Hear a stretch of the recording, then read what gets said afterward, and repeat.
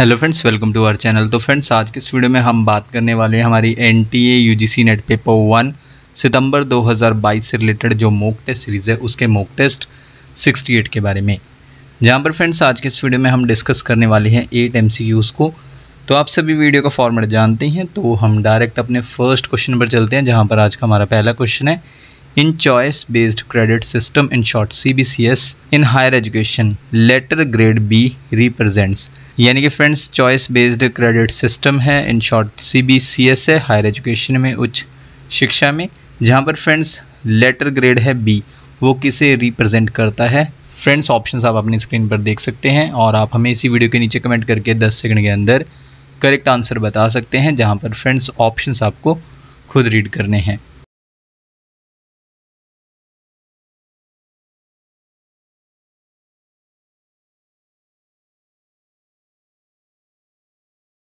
इनमें से इस क्वेश्चन के लिए करेक्ट आंसर है ऑप्शन सी, अबव एवरेज, जिसके लिए ग्रेड पॉइंट मिलते हैं 6।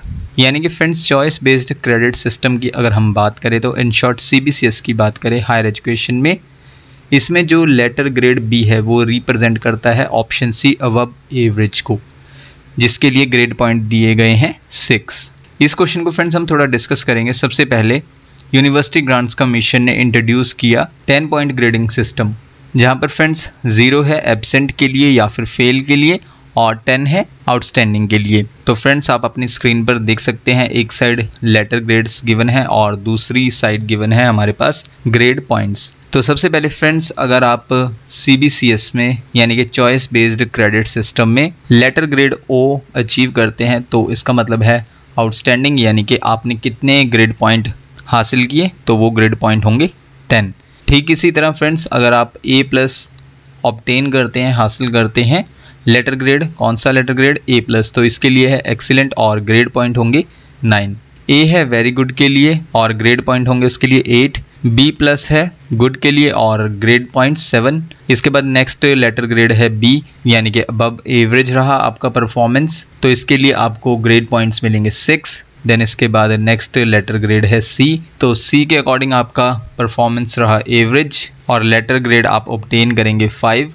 नेक्स्ट है P फॉर पास और ग्रेड पॉइंट है 4 और लास्ट में है F फॉर फेल या फिर AB फॉर एब्सेंट और जिसके लिए ग्रेड पॉइंट होंगे 0। इसके बाद friends choice based credit system एक प्रूवन यानी कि सिद्ध किया हुआ एडवांस्ड मोड ऑफ लर्निंग है हायर एजुकेशन में, जो सुविधाजनक बनाता है यानी कि फैसिलिटेट्स। तो किसके लिए सुविधाजनक बनाता है? स्टूडेंट के लिए, विद्यार्थी के लिए, कि उसके पास कुछ फ्रीडम हो सिलेक्ट करने के लिए, यानी कि आज़ादी हो सिलेक्ट करने के लिए। और क्या सिलेक्ट करने के लिए? अपनी पसंद का यानी कि चॉइस का करिकुलम, पाठ्यक्रम, किसके लिए? कंप्लीट करने के लिए किसी भी डिग्री प्रोग्राम को। इसके बाद हमारा नेक्स्ट पॉइंट है, जहां पर friends choice based credit system में इंजीनियरिंग स्टूडेंट जो है वो लर्न कर सकता है यानी कि सीख सकता है फाइनेंस मैनेजमेंट कोर्स को भी। और स्टूडेंट्स जो हैं कई सब्जेक्ट के कॉम्बिनेशंस ले सकते हैं, जैसे कि इकोनॉमिक्स के साथ साथ माइक्रोबायोलॉजी, फिजिक्स के साथ अकाउंट्स, इंग्लिश के साथ केमिस्ट्री एटसेट्रा, इस तरह के सब्जेक्ट्स भी स्टूडेंट्स ले सकते हैं। इसके बाद नेक्स्ट पॉइंट में इंडिया ने अडॉप्ट किया था यानी कि अपनाया था चॉइस बेस्ड क्रेडिट सिस्टम को, किसके रिकमेंडेशन पर यानी कि किसकी सिफारिश पर? नॉलेज कमीशन की सिफारिश पर। और नॉलेज कमीशन के चेयरमैन कौन थे? सैम पित्रोडा। तो नॉलेज कमीशन के रिकमेंडेशन पर इंडिया ने अपनाया चॉइस बेस्ड क्रेडिट सिस्टम को और किसके अकॉर्डिंग? 11वीं पंचवर्षीय योजना यानी कि 11th 5-year प्लान के अकॉर्डिंग, जहां पर लाना था क्वालिटी और ट्रांसफॉर्मेशनल चेंज को, किसमें? इंडियन हायर एजुकेशन में यानी कि भारतीय उच्च शिक्षा प्रणाली में। नेक्स्ट पॉइंट है, under the choice based credit system student जो है परस्यू कर सकता है 3 तरह के कोर्सेज को, किसके under? Choice based credit system के अंडर।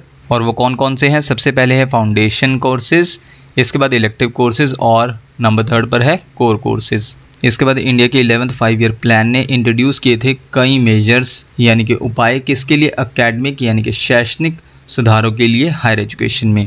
तो फ्रेंड्स इंपॉर्टेंट पॉइंट है, तो वो कौन सा 5-year प्लान है जिसने कई उपाय जो हैं इंट्रोड्यूस किए थे, किसके लिए? एकेडमिक रिफॉर्म्स के लिए हायर एजुकेशन में यानी कि शैक्षिक सुधार के लिए उच्च शिक्षा प्रणाली में। तो वो 5-year प्लान था 11th 5-year प्लान। नेक्स्ट है नेशनल नॉलेज कमीशन, इसके चेयरमैन रहे थे सैम पित्रोड़ा। उन्होंने रिपोर्ट दी नेशन को 2008-2009 में किस पर, हायर एजुकेशन पर। और साथ ही साथ यशपाल कमेटी रिपोर्ट इन 2009 ने रेकमेंड किया कि सुधार किया जाना चाहिए हायर एजुकेशन में, किसके थ्रू, एकेडमिक और एडमिनिस्ट्रेटिव रिफॉर्म्स के थ्रू, यानी कि शैक्षिक और प्रशासनिक सुधारों के थ्रू जो है हायर एजुकेशन को फिर से एक नया स्ट्रक्चर दिया जाना चाहिए। किसके अकॉर्डिंग, नेशनल नॉलेज कमीशन और यशपाल कमेटी रिपोर्ट के अकॉर्डिंग। इसके बाद फ्रेंड्स चॉइस बेस्ड के बारे में बात करें तो इसमें आप चॉइस कर सकते हैं मल्टीपल कोर्सेज को, और इसमें ग्रेडिंग सिस्टम भी है जैसा कि हम ऑलरेडी ऊपर डिस्कस कर चुके हैं, जहां पर आप मार्क्स को सिक्योर करते हैं, यानी कि मार्क्स को हासिल करते हैं लेटर ग्रेड फॉर्मेट में। और इसके बाद चॉइस बेस्ड क्रेडिट सिस्टम में आप क्रेडिट को हासिल कर सकते हैं, जहां पर friends class hours per week जो है उनका एडिशनल इंपॉर्टेंस है किसमें, क्रेडिट सिस्टम में। इसके बाद फ्रेंड्स अगर हम बात करें टाइप्स ऑफ कोर्सेज के बारे में, किसमें, CBCS सिस्टम में, जहां पर 3 टाइप्स हैं। सबसे पहले नंबर 1 है कोर कोर्स। इसमें क्या है फ्रेंड्स, ये वो कोर्स होते हैं जो कि कंपलसरी होते हैं, जो स्टडी किए जाएंगे कैंडिडेट द्वारा। तो ये कौन से कोर्स हैं, कोर कोर्स। इसके बाद हमारे पास नंबर 2 पर है इलेक्टिव कोर्स। इसमें जो है स्टूडेंट्स को फ्रीडम होती है सिलेक्ट करने की, यानी कि चॉइस करने की, जिन सब्जेक्ट में उनका पर्सनल इंटरेस्ट है तो उन सब्जेक्ट का वो चॉइस कर सकते हैं। तो इस तरह के कोर्सेज को कहा जाएगा इलेक्टिव कोर्स। और 3rd पर है एबिलिटी इन्हांसमेंट कोर्स, या फिर कॉम्पिटेंसी इम्प्रूवमेंट कोर्सेज भी इन्हें कहा जा सकता है, स्किल डेवलपमेंट कोर्सेज या फिर फाउंडेशन कोर्स। तो इस कोर्स में क्या है कि जो वैल्यू बेस्ड सब्जेक्ट्स हैं वो हेल्प करते हैं स्टूडेंट्स की ग्रैब करने में excellent career opportunities long run में। इसके बाद फ्रेंड्स हम अपने नेक्स्ट क्वेश्चन पर चलते हैं। क्वेश्चन नंबर 2 में आपको बताना है विच ऑफ द फॉलोइंग प्रमाण आर एक्सेप्टेड बाय द न्याय स्कूल, यानी कि निम्नलिखित में से कौन से प्रमाण न्याय दर्शन द्वारा स्वीकार किए जाते हैं। नंबर 1 है फ्रेंड्स प्रत्यक्ष, यानी कि परसेप्शन। 2 पर है अनुमान, यानी कि इन्फरेंस। 3rd पर है अर्थपत्ति, यानी कि पोस्टुलेशन।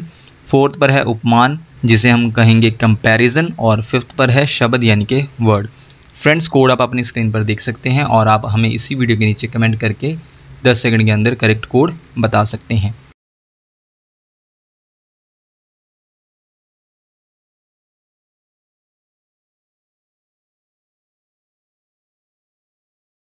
फ्रेंड्स इनमें से करेक्ट कोड है कोड डी। कोड डी के अकॉर्डिंग 1st, 2nd और 4th एंड 5th ये करेक्ट कोड है, जहां पर फ्रेंड्स 1st पर क्या है प्रत्यक्ष, यानी कि परसेप्शन। 2nd पर है अनुमान, यानी कि इन्फ्रेंस। 4th पर है उपमान, यानी कि कंपैरिजन। और 5th पर है शब्द, यानी कि वर्ड। तो ये 4 प्रमाण हैं जिनको एक्सेप्ट किया गया है न्याय स्कूल द्वारा। तो फ्रेंड्स न्याय स्कूल द्वारा 4 प्रमाणों को स्वीकार किया गया है। तो वो ये 4 प्रमाण हैं कौन कौन से, नंबर 1 प्रत्यक्ष, 2nd अनुमान, इसके बाद 3rd हमारा होगा उपमान और 4th पर होगा शब्द। और जबकि फ्रेंड्स अगर हम ऑप्शंस के अकॉर्डिंग देखें तो नंबर 3rd अर्थपत्ति, यानी कि पोस्टुलेशन वो प्रमाण है जिसे एक्सेप्ट नहीं किया गया है न्याय स्कूल द्वारा। तो जहाँ पर फ्रेंड्स न्याय स्कूल के 4 वैलिड मीन्स हैं नॉलेज के, परसेप्शन प्रत्यक्ष, इन्फ्रेंस अनुमान, कंपैरिजन उपमान और वर्ड यानी कि शब्द।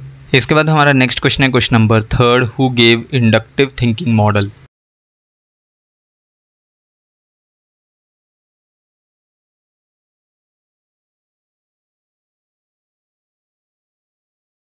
इनमें से इंडक्टिव थिंकिंग मॉडल दिया है ऑप्शन ए हिल्दा तवा ने। कौन सा inductive thinking model. Next question है question number 4, dash was an ancient university and was famous for Nyayashastra and logical sciences, यानी कि डैश एक प्राचीन विश्वविद्यालय था और न्याय शास्त्र और तार्किक विज्ञान के लिए प्रसिद्ध था।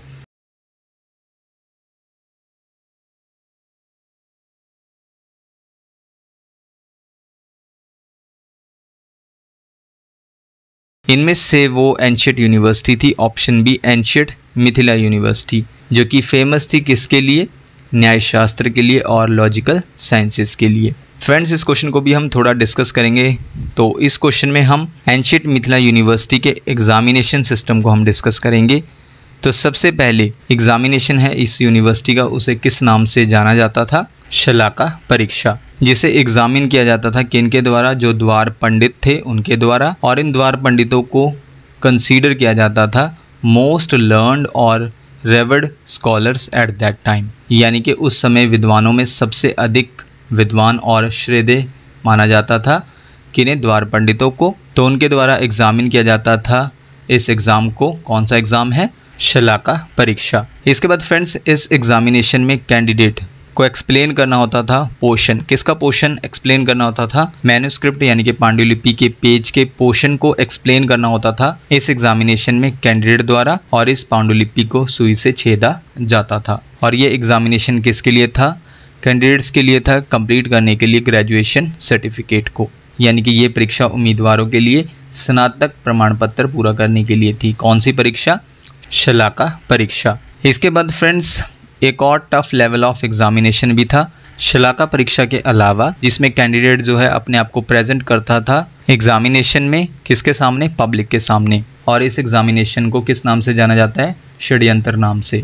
जहाँ पर फ्रेंड्स स्कॉलर या फिर कैंडिडेट से इस एग्जामिनेशन में पूछा जा सकता था कोई भी क्वेश्चन किसी भी टॉपिक पर। जिन लोगों के सामने वो प्रेजेंट है तो उन लोगों द्वारा कोई भी क्वेश्चन किसी भी टॉपिक पर किया जा सकता था। इसके बाद अगर वो स्कॉलर या फिर कैंडिडेट पास कर लेता था षड्यंत्र टेस्ट, तो स्कॉलर को सम्मानित किया जाता था। उनके लेवल ऑफ नॉलेज के अकॉर्डिंग जो है 3 अलग कैटेगरीज में डिवाइड किया गया था। और वो 3 कैटेगरीज कौन कौन सी थी? एक है उपाध्याय, सेकंड है महो उपाध्याय और थर्ड है महामहो उपाध्याय।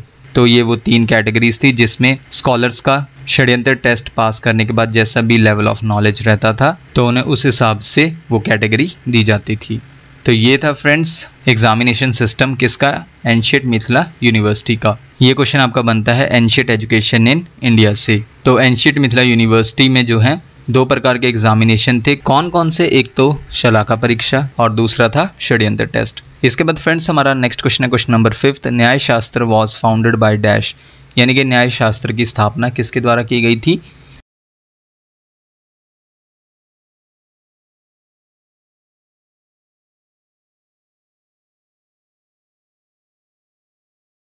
इनमें से वो हैं ऑप्शन डी अक्षपद गौतम, जिनके द्वारा स्थापना की गई थी किसकी? न्याय शास्त्र की। इसके बाद फ्रेंड्स नेक्स्ट क्वेश्चन से पहले हम आपको बता दें, अगर आप इन एमसीक्यूज की पीडीएफ फ्री ऑफ कॉस्ट चाहते हैं तो उसके लिए आप हमारे टेलीग्राम ग्रुप को ज्वाइन कर सकते हैं। टेलीग्राम ग्रुप को ज्वाइन करने के लिए आपको क्या करना होगा? सबसे पहले आपको अपने टेलीग्राम में जाना होगा और टॉप पर सर्च करना होगा चैनल का नाम, और चैनल का नाम क्या है? Keep learning keep growing. तो फ्रेंड्स सर्च करने के बाद आपको चैनल शो हो जाएगा जहां पर आप ग्रुप पर क्लिक करके चैनल के टेलीग्राम ग्रुप को ज्वाइन कर सकते हैं। और फ्रेंड्स आपको वही ग्रुप ज्वाइन करना है जिसके अप्रॉक्सीमेटली 7000 सब्सक्राइबर्स हैं या फिर फॉलोअर्स हैं। वहाँ पर फ्रेंड्स आपको इन एमसीक्यूज की PDF free of cost provide करवा दी जाएगी। तो फ्रेंड्स हम अपने नेक्स्ट क्वेश्चन पर चलते हैं। Question number 6। Dash was an Indian philosopher and logician. He was the head यानी कि the chancellor of the ancient Mithila university also known as Mithila Vidyapeeth. यानी कि डैश एक भारतीय दार्शनिक और तर्कशास्त्री थे। वह प्राचीन मिथिला विश्वविद्यालय के प्रमुख कुलाधिपति थे जिन्हें मिथिला विद्यापीठ के नाम से भी जाना जाता है।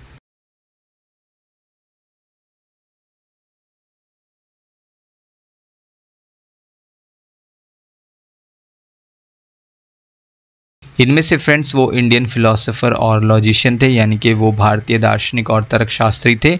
ऑप्शन ए रघुनाथ शिरोमणि। तो ये जो है हेड थे यानी कि चांसलर थे, कुलाधिपति थे एंशिएंट मिथिला यूनिवर्सिटी के, जिसे जाना जाता था मिथिला विद्यापीठ के नाम से। नेक्स्ट क्वेश्चन है फ्रेंड्स क्वेश्चन नंबर 7 में आपको बताना है in Mughal period who was an eminent intellectual of the ancient Mithila university. यानी कि फ्रेंड्स मुगल काल में कौन प्राचीन मिथिला विश्वविद्यालय के प्रख्यात बुद्धिजीवी थे।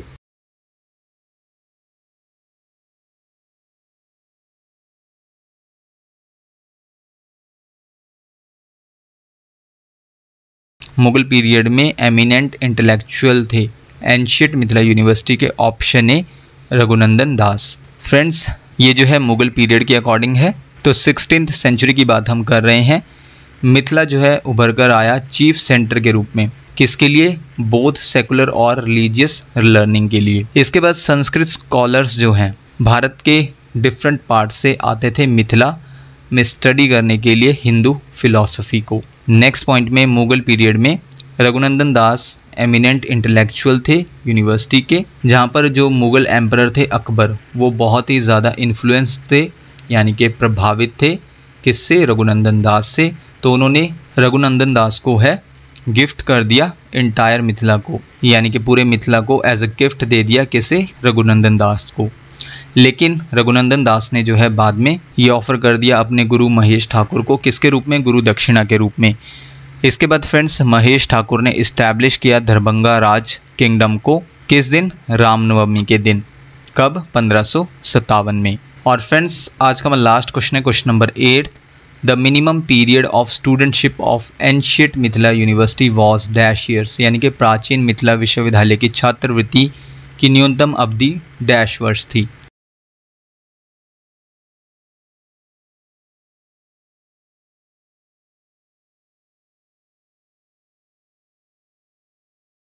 The minimum period of studentship of ancient Mithila university में, यानी कि प्राचीन विश्वविद्यालय की छात्रवृत्ति की न्यूनतम अवधि कितनी थी, इनमें से ऑप्शन सी 12 वर्ष यानी कि 12 ईयर्स।